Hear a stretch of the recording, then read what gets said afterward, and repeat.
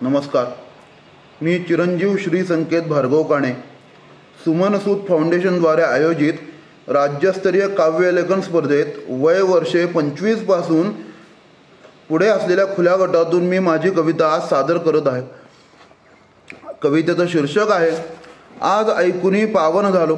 आता ही कविता लिहिण्याचं कारण काय आहे हेही मुद्दामून सांगतो की एका प्रसंगात एका सद्गृहस्थांनी माझ्यासमोर आपली कीर्तन परंपरा आणि अभंग यांच्यावरती ताशेरे ओढलेले आहेत। त्यांचं हे बोलणं ऐकून मला त्यांच्या बुद्धीची कीव आली आणि ही कविता तयार झाली। शीर्षक आहे आज ऐकूनी पावन झालो। आज ऐकूनी पावन झालो, कुंठित तुमची मती, भजन कीर्तना नावे ठेवती भ्रष्ट अशांची मती।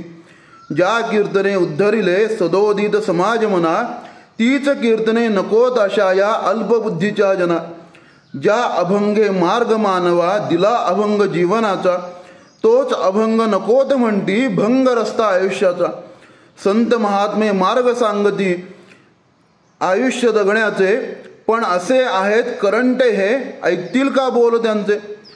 हे सगळे खरे आहे पण नाही इथे अय्याशी, त्यामुळेच नाही कळले राहिलात तुम्ही उपाशी।